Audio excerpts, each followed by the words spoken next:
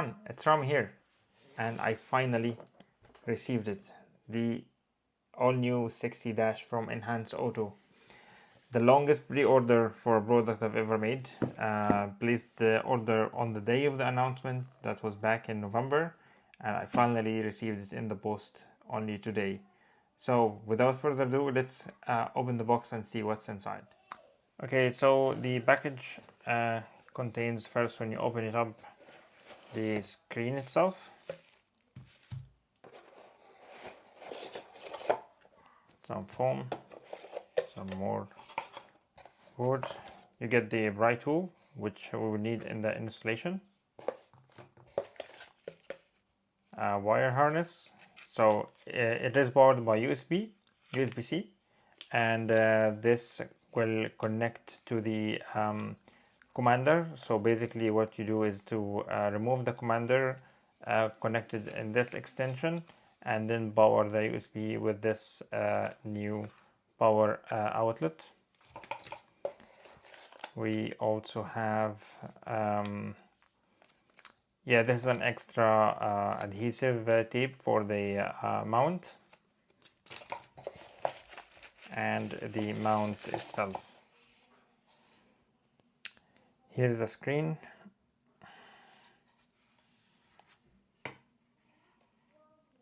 It uses the magnet to hold onto the mount. Underneath here, just USB-C and a SIM card.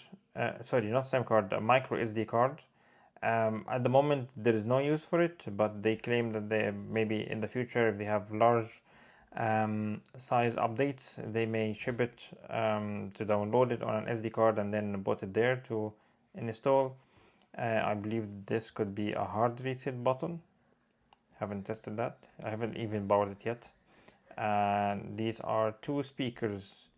I presume for the Apple CarPlay you may choose to play any sound coming out from the Apple CarPlay through the speaker, but we will find out that. I guess more conveniently just to use the car's speaker. Here's how it connects to the mount. Yeah, pretty neat. Right, well, let's jump in the car. Okay, before I actually install the screen on the dashboard and connect it to the commander, I will just power it up and see the connection process. So here I just powered it up with a USB cable, and now it asks me to search for devices. Okay, here it detected the commander. Say connect.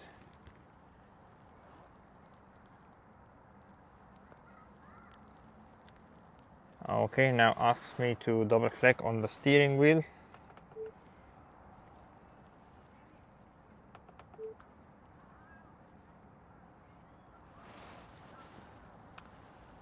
Well, paired successfully. Okay, now it is, I believe, trying to connect to the phone, but at the moment I'm filming on the phone, so I cannot do really anything at the moment. But anyway, looks like it's connected.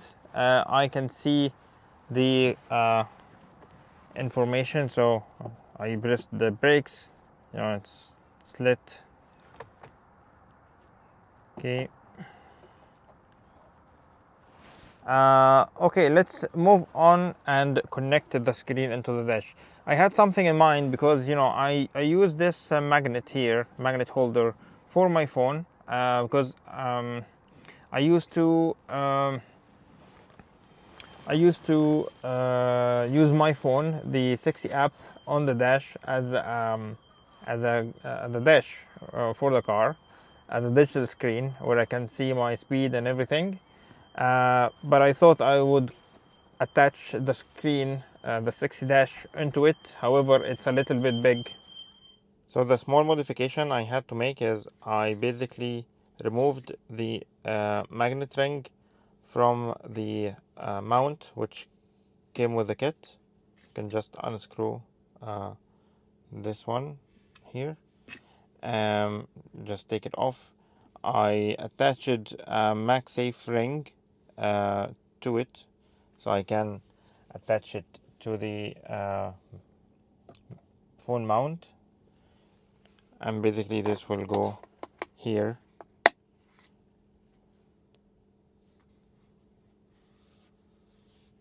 and just align it with the other mount, and boom,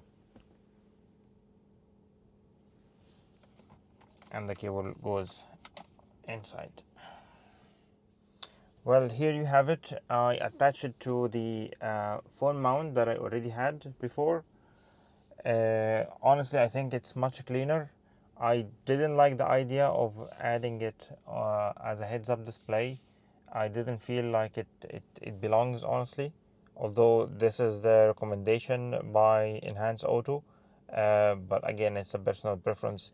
For me, this makes much more sense. It looks like a neat instrument cluster that comes with the car, and also the benefit of this is that I can, whenever I move the steering wheel, it moves with it.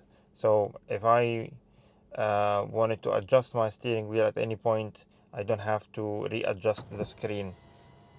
As you can see, I'm moving to the easy entry mode, and it moves up and down with the car. Also, I'm sharing my car with my wife, so we both will always have a viewing, a good viewing angle to the screen. So let's have a look on some of the key features of the screen, and of course the base one has to be the Apple CarPlay edition. And what I love about this is you can adjust the size of the Apple CarPlay on the screen however you want. So in addition to that, you can have multiple pages which you can flick through using the scroll wheel. So if you're driving, you don't need to reach out to the screen and deal with it. You can swipe the pages or scroll through the pages using the right scroll wheel. The only thing is you cannot do that when you are on autopilot, but there is an option in the settings to allow it. But I guess for safety, because when you are on autopilot, you can adjust the speed limit from this wheel. So I guess that's the reason.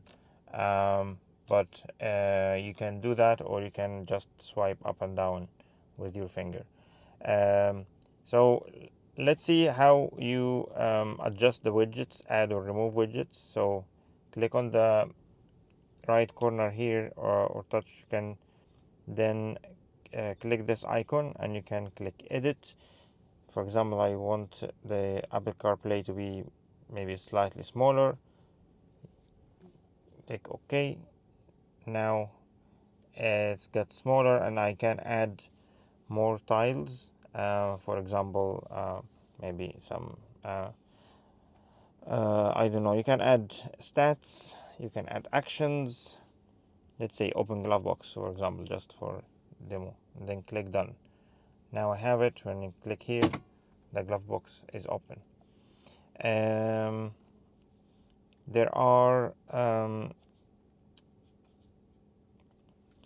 for driving, for example, these are this was the default screen for driving. So you have basically a gauge cluster for your speed and stuff, and the range, and the drive mode, battery temperature, region level. You can add action. The default here is the interior light, and some statistics about the power consumption.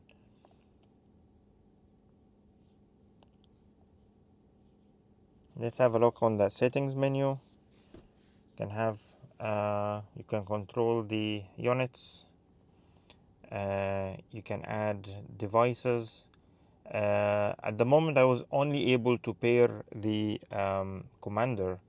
I'm not sure how should I connect the 60 knob. I have a 60 knob here, and they claim that when you change the when you swivel the wheel of the 60 knob, you should get what you have here on the screen as on the 60 app, but I haven't figured out how to do that yet.